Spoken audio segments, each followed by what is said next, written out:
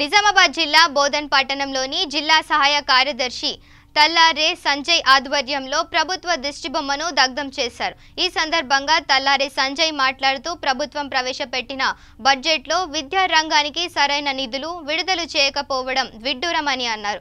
విద్యపై ఇంత నిర్లక్ష్యం చేయడం సిగ్గుచేటని అన్నారు। ఎంతో మంది నిరుపేద విద్యార్థులు నిధులు అందక అవస్థలు ఎదుర్కొంటున్న పరిస్థితి నెలకొంటుందని అన్నారు। బడ్జెట్లో సరైన బడ్జెట్ను అందరికీ ప్రవేశపెట్టాలని లేని పక్షంలో ఆందోళన ఉధృతం చేస్తామని ఆయన హెచ్చరించారు। ఈ కార్యక్రమంలో ఎస్ఎఫ్ఐ డివిజన్ నాయకులు ఇస్మాయిల్, దత్తు, మనోహర్, బాలాజీ, అరవింద్, సందీప్ తదితరులు పాల్గొన్నారు।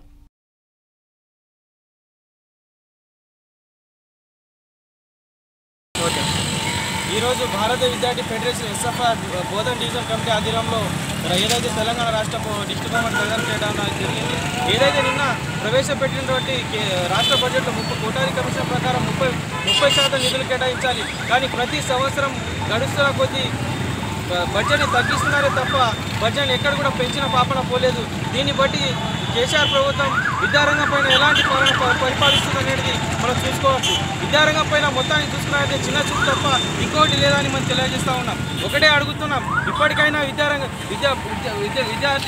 రంగానికి బడ్జెట్ను సవరించి విద్యార్థులకు న్యాయం చేసే విధంగా ఉండాలని, త్యాగల తెలంగాణగా ఏదైతే మనం సంపాదించుకున్నామో అదేవిధంగా ఈ తెలంగాణలో కూడా బడ్జెట్ని సవరించి విద్యారంగానికి అధిక నిధులు కేటాయించి విద్యారంగం బలోపేతం కృషి చేయాలని ఈ విధంగా మేము డిమాండ్ చేస్తూ ఉన్నాం। ఏదైతే